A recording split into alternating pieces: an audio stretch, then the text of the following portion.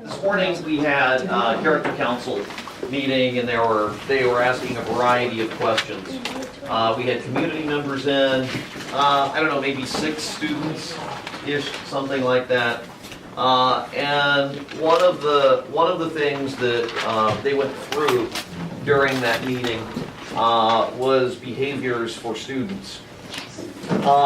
And one of the overarching concerns that some of the community members had was cell phone usage. They were saying that some of their students would be texting home and them during the day, and they thought that was inappropriate for school and all of those kinds of things. Dr. Lamons walked by and was like, "Oh, we have a cell phone policy. Cell phones should never be out, but teachers don't always enforce them." And I got sitting there for a minute thinking to myself, I really haven't enforced that either. So, what I am going to start asking you to do in class, now when Mrs. Fimler is my sub, that's, they're usually work days, and if you want to that's up between you and her, whether you keep your cell phones and listen to music. I'm certainly not going to dictate to her as a professional what she does. But what I am going to have or request that you do now is when you come in, whether it's a test day or not a test day, to put your cell phones up here in the stacker. And I think that will help a couple of things. One, there's not a constant battle.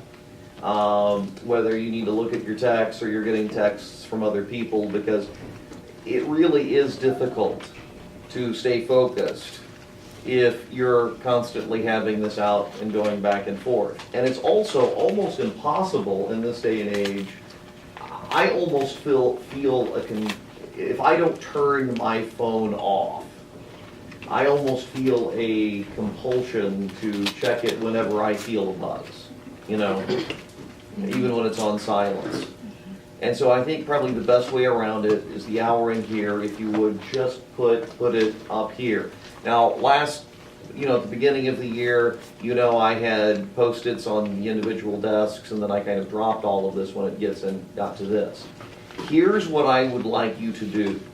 I'm going to tell you what your number is on my roster. And I would like you to put your phone in the corresponding pocket up there, okay? And I know we're missing a few people today. But we'll start this today, and I became convinced, I felt bad after going to that meeting and those parents saying what they did, and I thought, well, I don't do that either. And I know some of you naturally put your phones up, some of you don't naturally put your phones up. And it is what it is. It's the 21st century. We can't go back to what life was like before phones. I mean, that's just not really an issue. I promise you, I won't look at your phone. I won't take your phone. I don't want to see what's on your phone. Okay? But I would ask that you'd put them up there. All right. Here's what your numbers are going to be. Okay? You ready? Kat, you're going to be number 1. Okay? Bridget, you're number 2. Kelsey would be 3. Kirsten, you're 4. Jillian, you're 5. Abby, you're 6. Liz, you're 7. Cole, you're 8. Emily, you're 9. Natasha, you're 10. Maria, you're 11. Mr. Hatch, you're 12. Emma, you're 13. Are you going to be able to make Scholar Bowl today? Yeah. Awesome. Abby Jen, you're 14. Miss Joyce, you're 15. Shelby, you're 16. Melissa, you're 17. Jenna, you're 18. Let's see, no Katie Orr today? Okay, she would be 19. Susan, 20? Hannah? 21? And Cody? I just found my last one. 22. Yes! Low 20s, baby. That's a new Miss McIntyre got she cut her finger. No, I didn't. Really? It doesn't look that bad. They had to fill out a little incident report. They were gone the entire. Yeah, it was fantastic. You're gone for over an hour. It really is a funny. She said we were all gone. I normally pretty No, we missed the entire. She called us and I answered. She goes, Yes. yeah. This is weird. Whatever he was on. Okay. No. Jillian, stop it.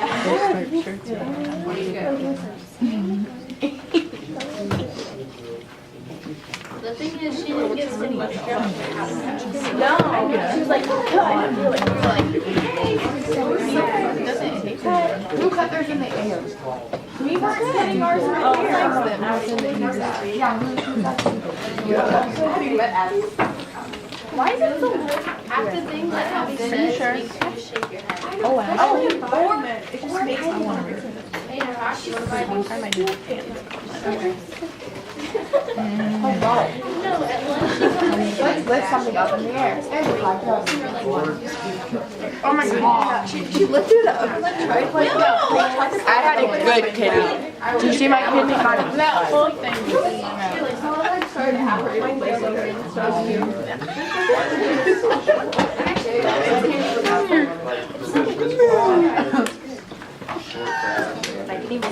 Hello? Hey.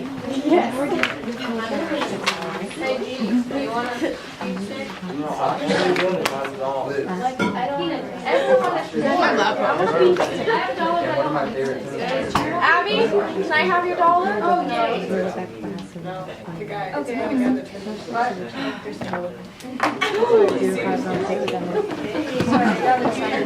It's all right. $4 a second. Oh my goodness. I'm so sorry. I'm hitting for that jagged out. This is gonna scare me. No, it's just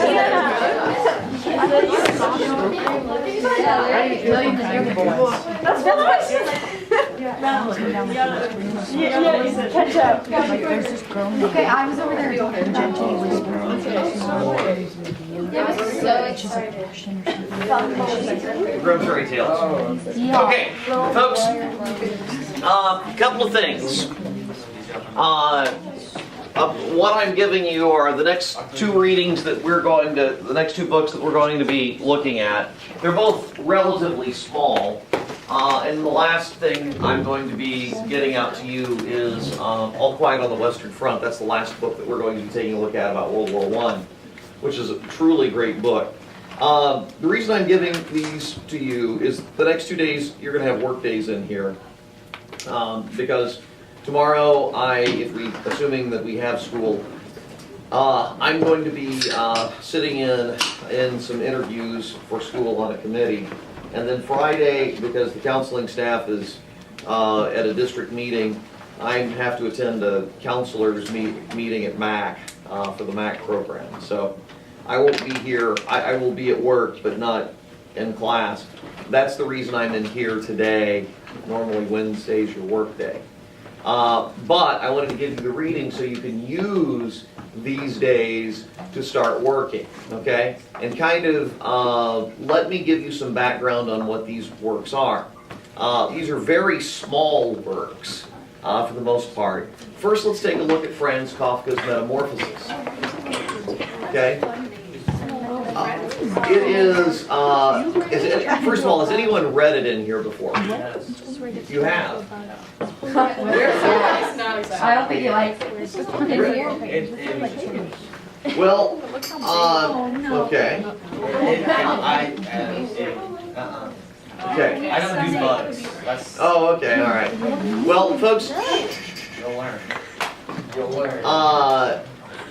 if, depending on the version that you have, it starts on 11 and goes to 52, and then different versions. I've got like 3 different versions of this that's in here.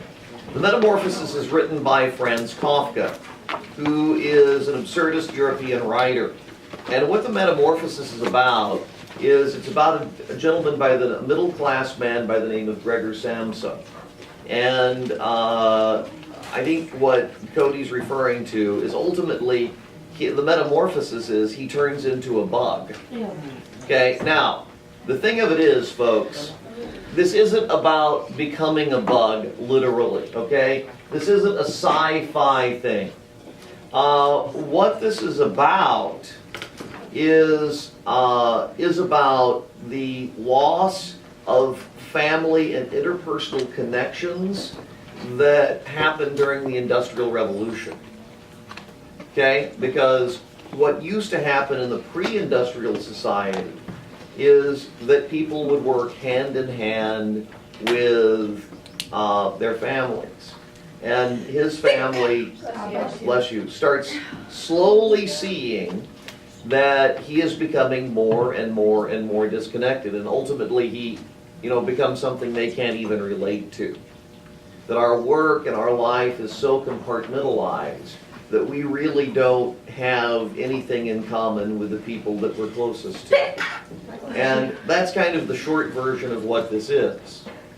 It's very influential. We will talk about this work in general.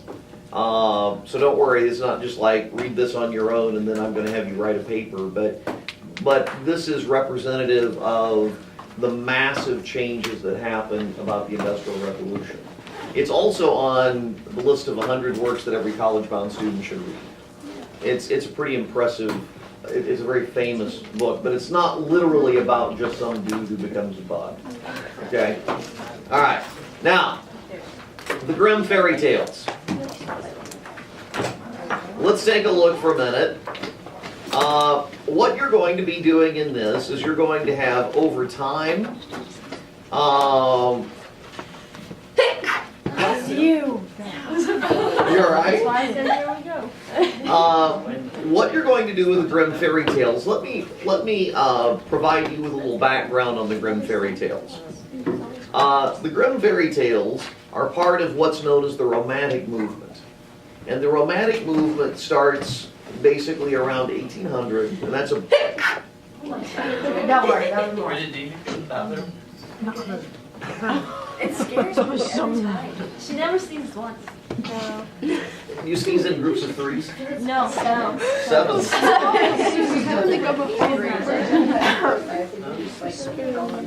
I hate, no, there's mold in it. Yes. That's right. What is wrong with you? No, not my room. In this room?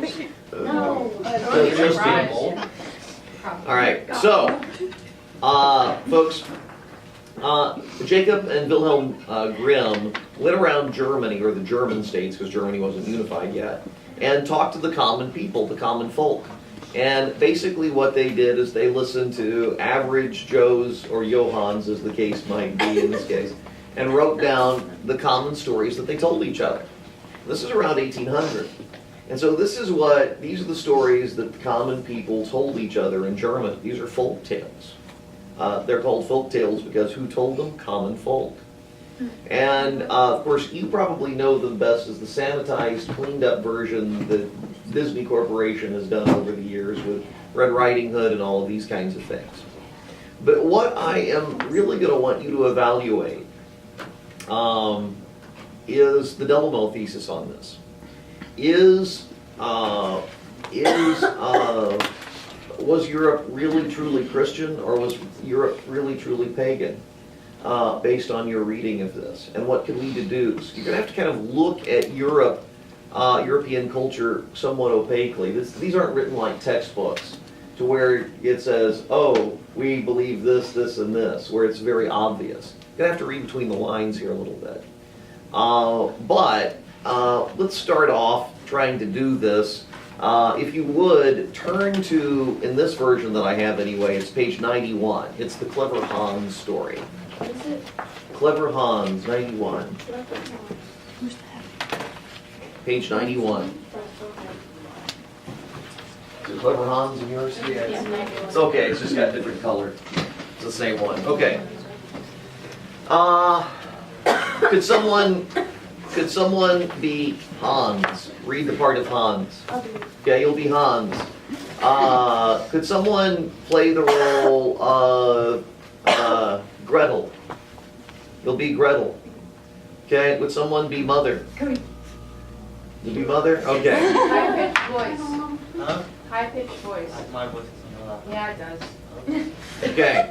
And I'll read the transitions. Okay, Okay, so Hans, you're man. yes. Okay. Gerda, you're Gretel, you're the girlfriend. Gerda. Okay. And Mom, you're the mom. That's a good name. Who's Grandma? I'm Gerda. Melissa. Oh, I will be the best Gerda. Okay. The mother of Hans said, that's you. Wither away, Hans. Hans answered, To Gretel. Behave well, Hans. No. Wait, no, is that her? that's Mom. Okay, sorry. Behave well, Hans. Oh, I'll behave well. Goodbye, Mother. Goodbye, Hans. Hans comes to Gertel. Gerthel. Sorry. Good day, Gretel. Gretel? Gretel. I can't talk either. Gretel. Good day, Hans. Oh, what dost thou bring that is good? I bring nothing. I want to have something given to me. Gretel presents Han with a needle. Han says, Goodbye, Gretel. Goodbye, Hans. This sounds like a bad hair deal. Hans. Now. Hans takes the needle and sticks himself in the arm. No. Hans takes the needle, sticks it into a hay cart, and follows the cart home. Good evening, Mother. Good evening, Hans. Where hast thou been? With Gretel. What didst thou take her? Took nothing. Had something given me. What did Gretel give thee? Gave me a needle. Where is the needle, Hans? Stuck it in the hay cart. That was ill done, Hans. Thou shouldst have stuck the needle in thy sleeve. There you Never go. mind. I'll do better next time. Wither away, Hans. To Gretel, Mother. Behave well, Hans. Oh, I'll behave well. Goodbye, Mother. Goodbye, Hans. Hans comes to Gretel. Good day, Gretel. Good day, Hans. What dost thou bring that is good? I bring nothing. I want to have something given to me. Gretel presents Hans with a knife. Oh, goodbye, Gretel. Goodbye, Hans. Hans takes the knife, sticks it in his sleeves, and goes home. Good evening, Mother. Good evening, Hans. Where hast thou been? With Gretel. What didst thou take? Took her nothing. She gave me something. What did Gretel give thee? Gave me a knife. Where is the knife, Hans? Stuck it in my sleeve. That's ill done, Hans. Thou should have put the knife in thy pocket. Never mind. We'll do better next time. Wither away, Hans. To Gretel, Mother. Behave well, Hans. Oh, I'll behave well. Goodbye, Mother. Goodbye, Hans. Hans comes to Gretel. Good day. Oh, wait. Good day, Gretel. Good day, Hans. What good thing dost thou bring? I bring nothing. I want something given me. Gretel presents Hans with a young goat. And this is not the greatest of all time. This is an actual animal, okay? Just want to clarify here. Oh, goodbye, Hans. Hans takes the goat, ties its legs, and puts it in his pocket. When he gets home, it is suffocated. Good evening, Mother. Good evening, Hans. Where hast thou been? With Gretel. Where didst thou take her? Took nothing. She gave me something. What did Gretel give thee? She gave me a goat. Where's the goat, Hans? Put it in my pocket. That was ill done. Hans, thou should have put the rope around the goat's neck. Never mind. We'll do better next time. Wither away, Hans. To Gretel, Mother. Behave well, Hans. Oh, I'll behave well. Goodbye, Mother. Goodbye, Hans. Hans comes to Gretel. Good day, Gretel. Good day, Hans. What good thing dost thou bring? I bring nothing. I want something given me. Gretel presents Hans with a piece of bacon. Goodbye, Gretel. Goodbye, Hans. Hans takes the bacon, ties it to a rope, and drags it away behind him. The dogs come and devour the bacon. When he gets home, he has the rope in his hands, and there is no longer anything hanging to it. Good evening, Mother. Good evening, Hans. Where hast thou been? With Gretel.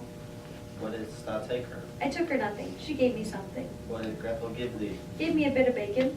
Where's the bacon, Hans? I tied it to a rope, brought it home. Dogs took it. That was ill done, Hans. Thou should have carried the bacon on thy head. What? Never mind. We'll do better next time. Wither away, Hans. To Gretel, Mother. Behave well, Hans. I'll behave well. Goodbye, Mother. Goodbye, Hans. Hans comes to Gretel. Good day, Gretel. Good day, Hans. What good thing dost thou bring? I bring nothing, but would have something given. Gretel presents Hans with a calf. Goodbye, Gretel. Goodbye, Hans. Hans takes the calf, puts it on his head, and the calf kicks his face. Good evening, Mother. Good evening, Hans. Wait, where hast thou been? With Gretel. What did Gretel give thee? I took nothing, but I took nothing, but had something given me. What did Gretel give thee? A calf. Where hast thou calf, Hans?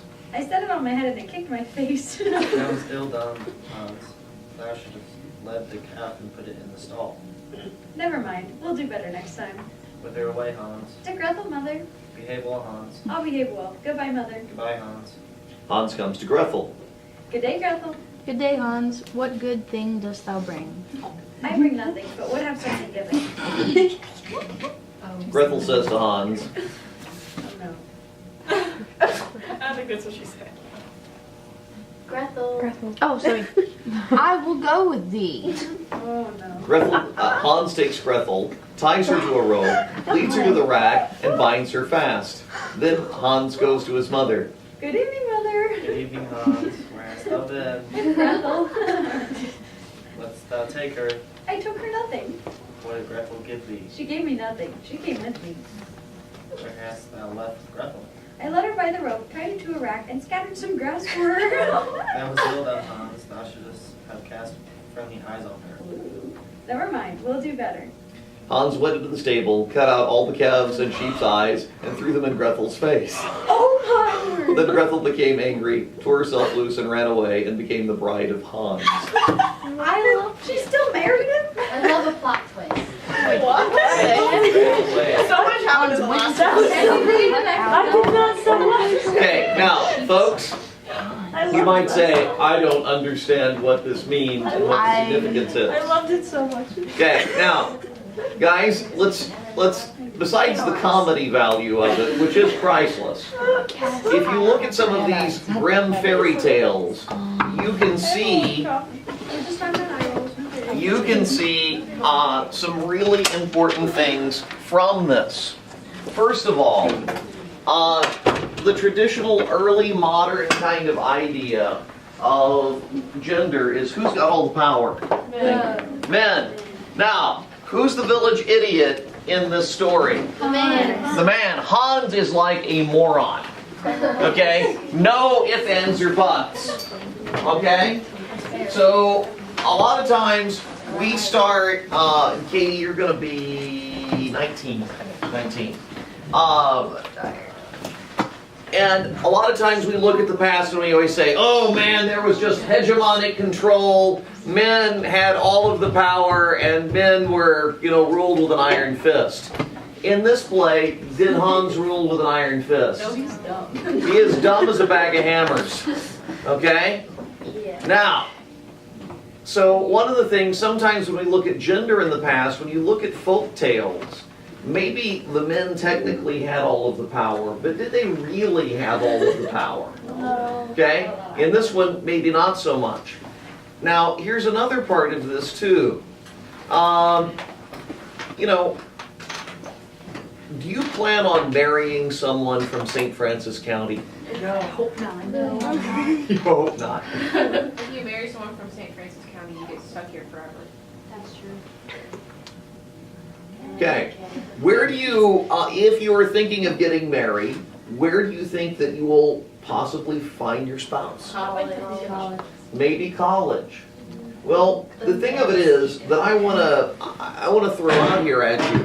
When you lived in the past, why does Gretel end up marrying Hans? Because he is a moron. He takes everything so literally that when she said, cast eyes upon her, she meant like, look at her, woo her. He cut out the sheep's and the goat's eyes and threw them like pellets. Here you go. There you go, I'm casting eyes, like Mom said. At least he's obedient. He is obedient. He's trainable. Like a Cocker Spaniel. Yeah. Okay? But at the end of the day, who are you going to end up marrying? An idiot. Town idiot, I guess. But what's going to determine what idiot it is? It's going to be within a walking distance. You would end up marrying someone more than likely in the past that lived within a 5-mile radius of you. I live in the middle of nowhere. Hannah, you're good. You're all what you said? You may have to walk even further. But you know what I'm saying, Someone that's 5 miles away. okay? You'll end up finding someone who, today, are you limited by who you date or marry to someone who is just right there? No, you get catfished Go online from dating. another country. There you go.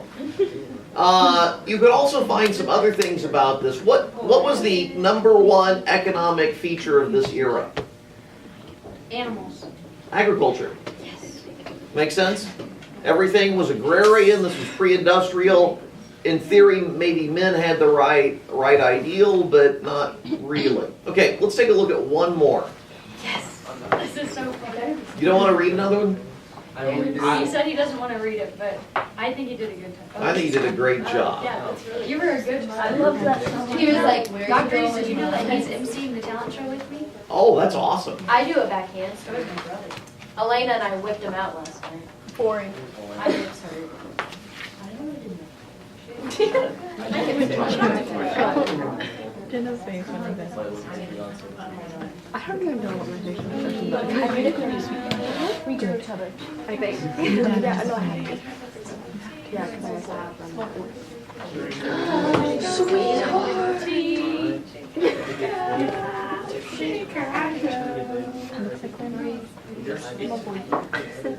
Because I have a few stations. I don't have any money. I'm trying to convince her to give me money. But she won't give me money. Give her money. Give me money. I literally buy her food every single Okay, let's go to page 17, Faithful John. Interest. interest. Oh, for John. Oh, but call all. Or 70. 17. Faithful John? Oh, that one is too long, never mind. The 12 brothers.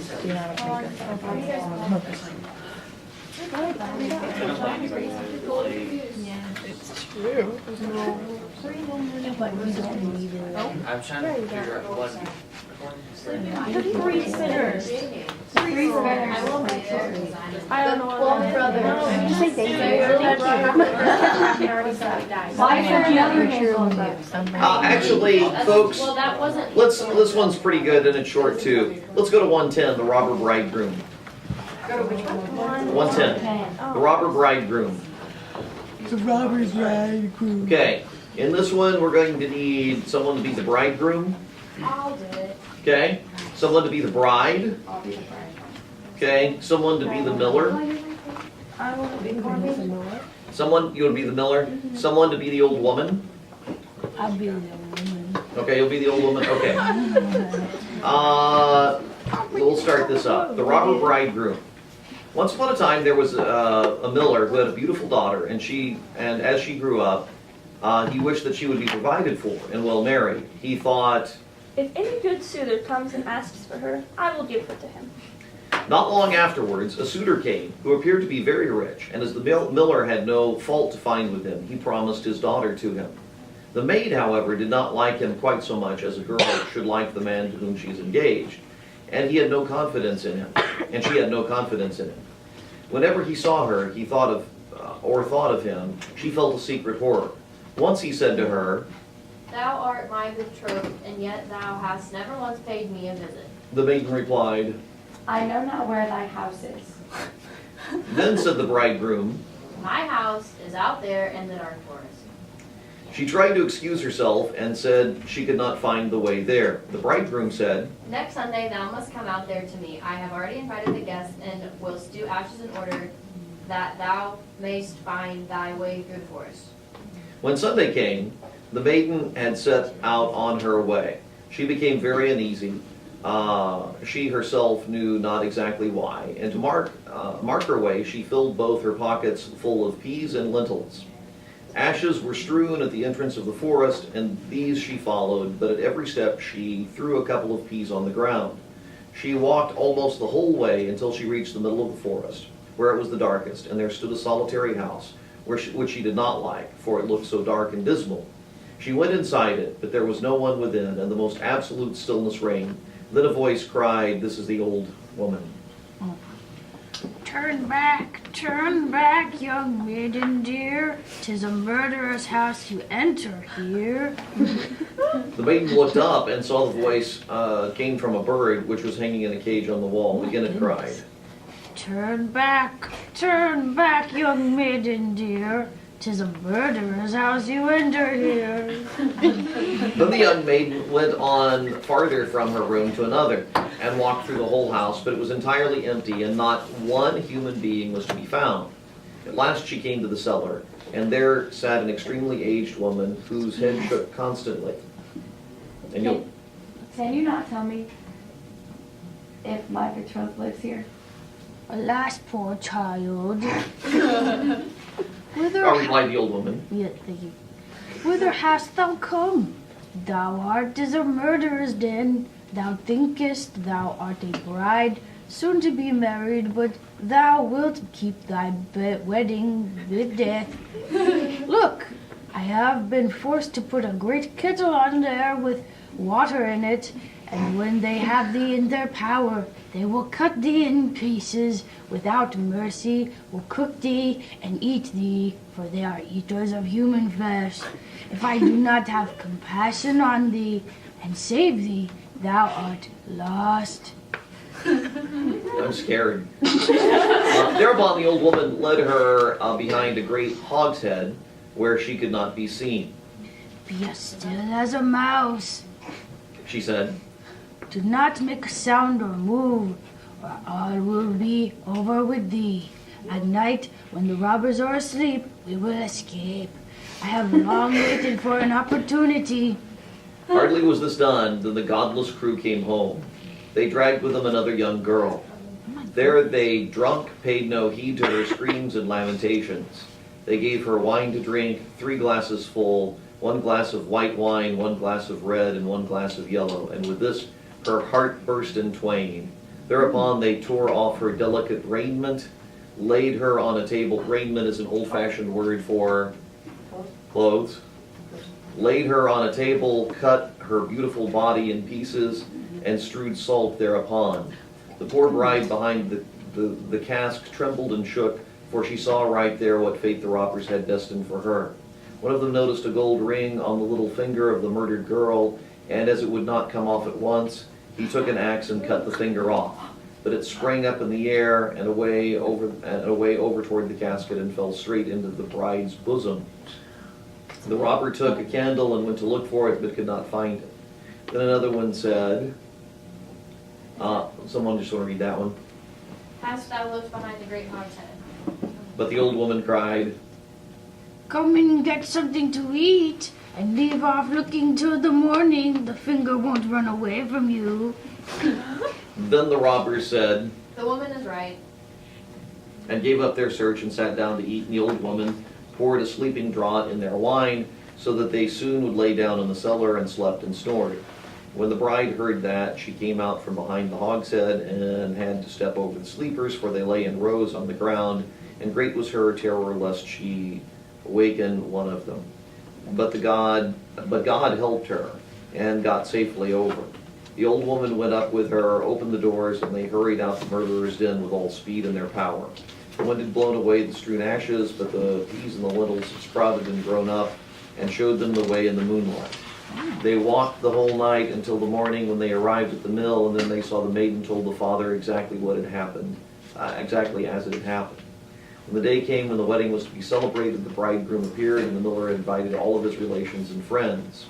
As they sat at a table, each was bidden to relate something. The bride sat still and said nothing. Then said the bridegroom to the bride, Come, my darling, dost thou know nothing? Relate something to us like the rest. She replied, Then I will relate a dream. I was walking alone through a wood, and at last I came to a house in which no living soul was, but on the wall there was a bird in a cage which cried, Turn back, young maiden dear. 'Tis a murderer's house you enter here. and this it cried once more. My darling, I only dreamt this. Oh, I'm sorry. Then I went through all the rooms, and they were all empty, and there was something so horrible about them. At last I went down into the cellar, and there sat a very old woman whose head shook. I asked her, "Does my bridegroom live in this house?" She answered, "Alas, poor child, thou hast gone into a murderer's den. Thy bridegroom does live here, but he will hew thee in pieces and kill thee, and then he will cook thee and eat thee." My darling, I only dreamt this, but the old woman behind me hid me behind a great hogshead. And scarcely was I hidden when the robbers came home, dragging a maiden with them, to whom they gave 3 kinds of wine to drink, white, red, and yellow, with which her heart broke in twain. My darling, I only dreamt this. Thereupon they pulled off her pretty clothes and hewed her bare body in pieces on the table and sprinkled them with salt. My darling, I only dreamt this. And one of the robbers saw that there was still a ring on her little finger, and it was hard to draw. He took an axe and cut it off, but the finger sprang in the air and sprang behind the great hogshead and fell in my bosom. And there is the finger with the ring. And with these words she drew it forth and showed it to those present. The robber, who during the story became as pale as ashes, leapt up and wanted to escape, but the guests held him fast and delivered him over to justice. Then he and his whole troop were executed for their infamous deeds. So it was the husband? Or the groom? It was the groom, Okay. the robber groom. He and his pals did what? Kill pretty women. Killed pretty women and ate them. Okay, now, what are some themes that you can get about society from that story? Men took advantage of women. Okay, no one believed her until she produced the ring, okay? So you can see that women, generally speaking, weren't necessarily taken seriously. 2, what do the woods always represent in stories? Death. Evil, danger, and sometimes death, but usually the woods represent the uncertainty of life, okay? And the fact that their cabin was in the deepest part of the woods showed that there was the most evil and uncertainty, okay? What does this also show about how women were treated in this time period? What were women? Objects.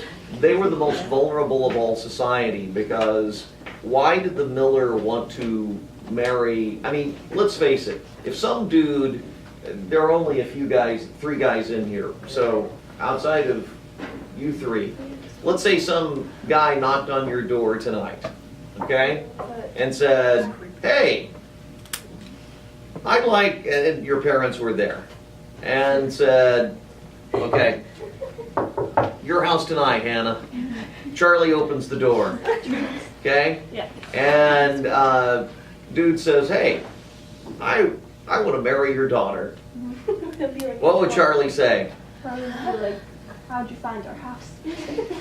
Okay, would he Get out of say, here. would he say, "Sure, No. take her, please. That's how I've we got another daughter too." That's how we got rid of Emily. So you got rid of Emily? That's what Yeah. I thought he said. The long and the short of it, though, is why is the miller so anxious to marry off his daughter? I mean, none of your fathers would be like, "Oh, there's a stranger, he wants to marry you, go ahead." Because he can't Because he afford seems it. rich. Because he seems rich and he can't afford her. You know, back in the day, basically, what were the only career options for women who didn't get married? Wasn't it? They might be able to be a midwife. If they were Catholic, they might be a nun if they were spiritual. But what was another very common, Elementary school teacher? worse, Which?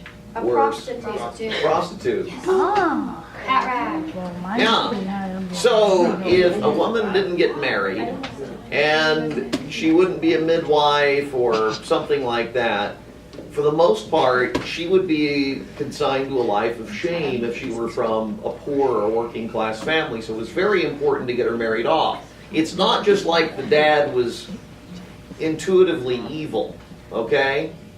But that also shows you, did he do any research on this guy? No. He was just like, "Oh, you look rich, you got some fancy clothes on, I'll send her out."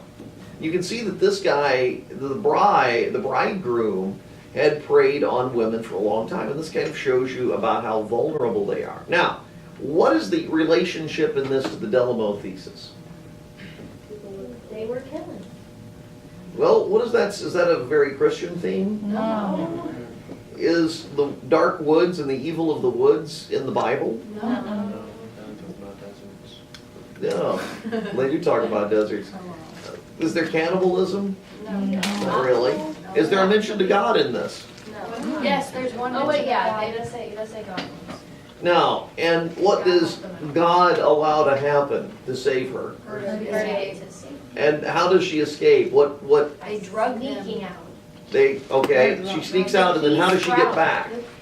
She follows the peas. Follows the sprouting peas. And when did she drop them? The day before? Not even.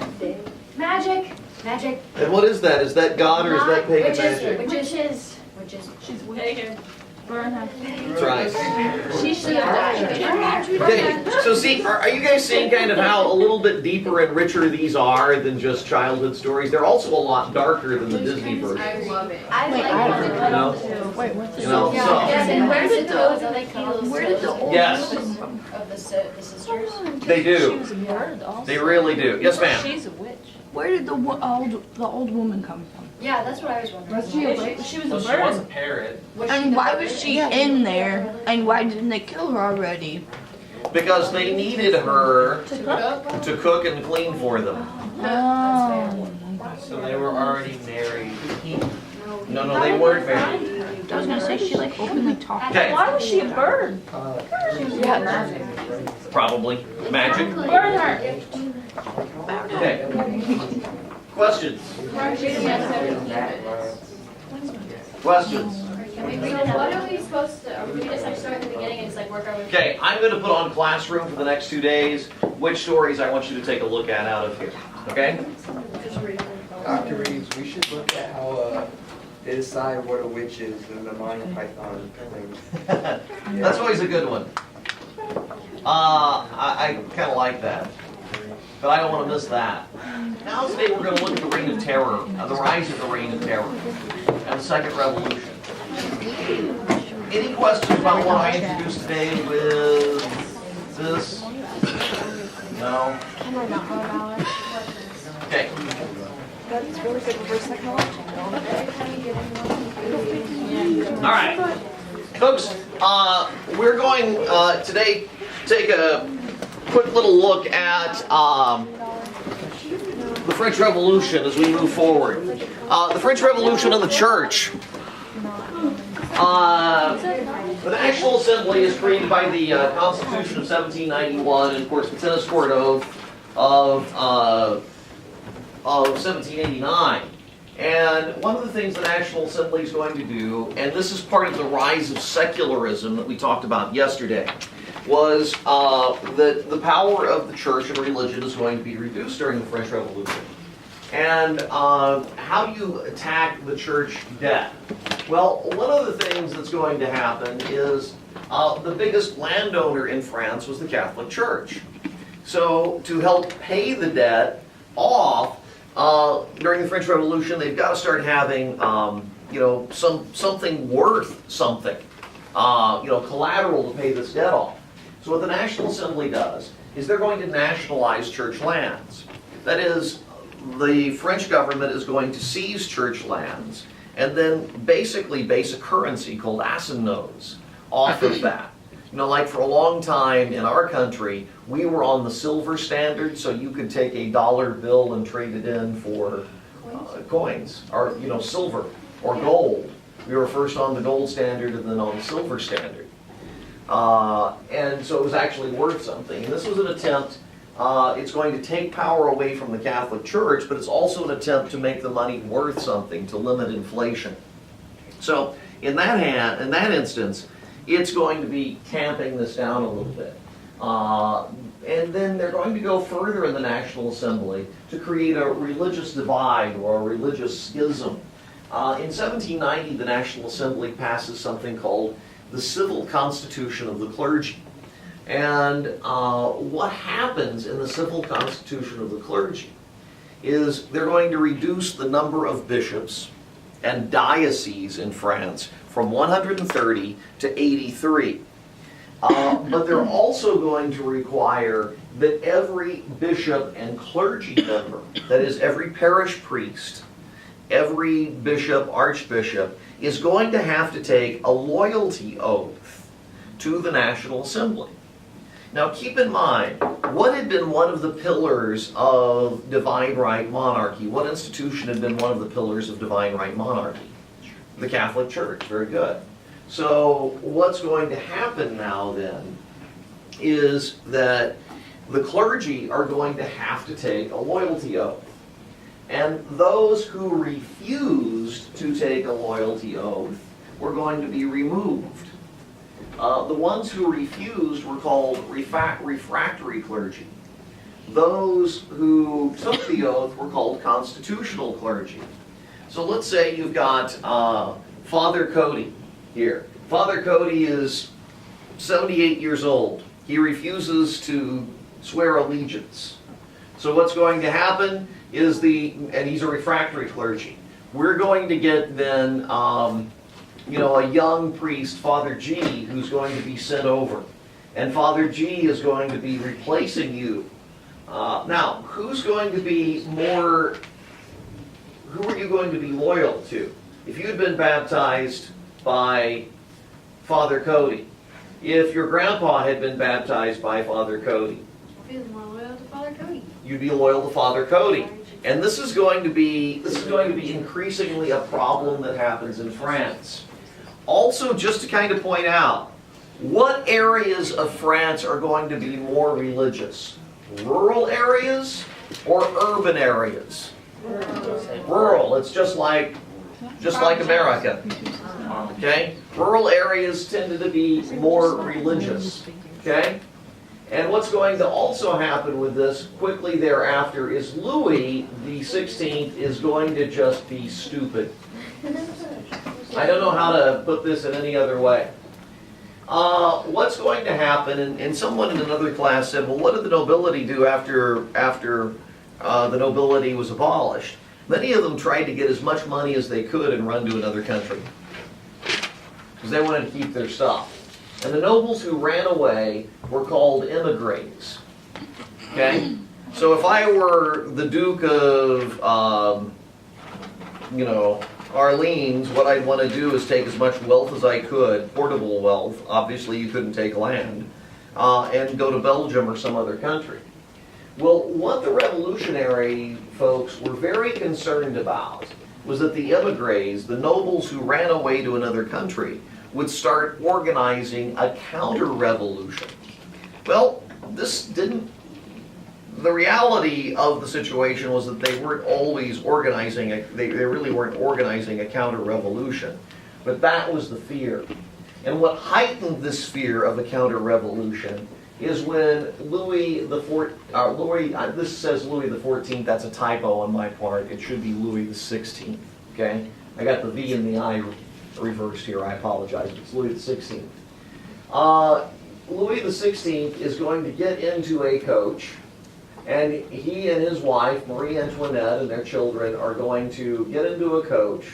He's going to dress up as a poor person, a working class person. And he's going to try to cross the border at Varennes in Belgium. There's only one little problem. You know how I said that Louis really wasn't the smartest king France ever had? Yeah. What was his mode of transportation? Probably like a chariot or something. Yeah, like it was that. the king's coach. That's so dumb. And he was like, well, I'm going to dress up like I'm a peasant and they will never guess who I am. But you're like in his car, or his coach. I mean, don't you, hello. Mm-hmm. He's just not the smartest bulb. So they stop him. And they ask, well, King Louis, you're the constitutional monarch. Why are you wanting to leave? Well, I know what you've done to the other nobility. You've abolished it, and I'm kind of scared about this. What did a lot of radicals then in the French Revolution think that he was going to try to organize? A counter-revolution, yeah, exactly. So they send him back and actually kind of put him in house arrest. Who is it that's putting him in house arrest? Now the National Assembly. Because they see him running away and he's maybe trying to want to do something else. Against them? Against them. Then there's going to be an outbreak of war that takes place with Habsburg Austria.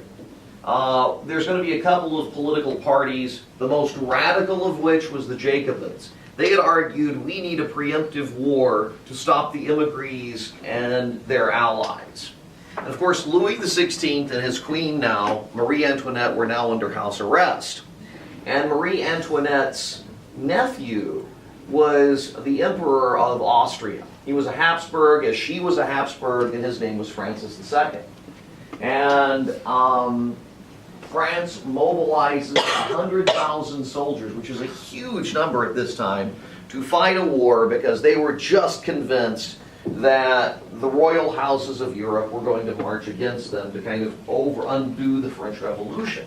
So they become convinced about this. And Louis is going to do something that is just stupid. Stupid, stupid, stupid, stupid, stupid. What was the Antoinette's nephew's name? Frank II. Francis II. Okay? Now, this is what he does. One of the major generals for the Habsburgs was a guy called the Duke of Brunswick. And the Duke of Brunswick had written a letter or a manifesto and sent it to Louis XVI. And that manifesto said, look, Louis, if something happens to you or the Queen, I want you to know that we will march in and we will level Paris. We will level the French capital city. So don't worry, we got your back, man. And Louis was like, see, we're under house arrest, but we're going to be fine. He smuggles this out, and he has the Brunswick Manifesto published so all France could see it. Smart. Yeah. I mean, think about it. Louis did. Now he was like, this way they're not going to be pushing me around anymore because they don't want to have to fight Austria. What was the reaction of the French people when he did this? Let's fight Austria. Let's fight Austria and let's get rid of this bozo king. Yeah. It would have been like after 9/11 if President Bush had published a letter from Osama bin Laden backing him. They're like, what? They'd be like, Aren't you supposed to be fighting him? Aren't you our constitutional monarch? Or during World War II, FDR had published a letter of support from Hitler. I mean, it's just kind of like, what? I don't understand this. So Louis is, like I said, really overmatched by this. People of Paris storm his palace. Louis XVI is now not just under house arrest, but he is suspended as monarch. And ultimately, in January of the following year, 1793, he and his wife, Marie Antoinette, are going to be beheaded. Oh, fun.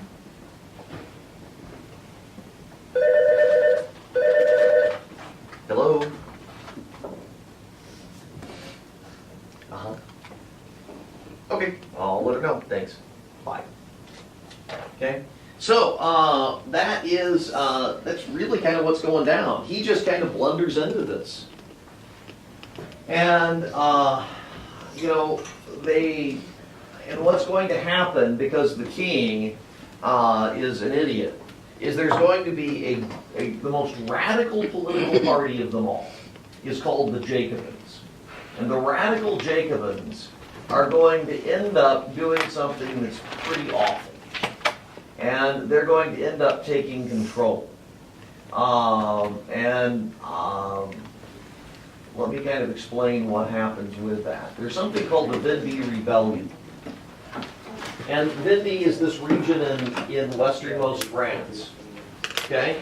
And what the Vendée Rebellion happened is that there were some refractory clergy who had encouraged some of the rural folks to have an uprising against this because they were pro-Catholic Church.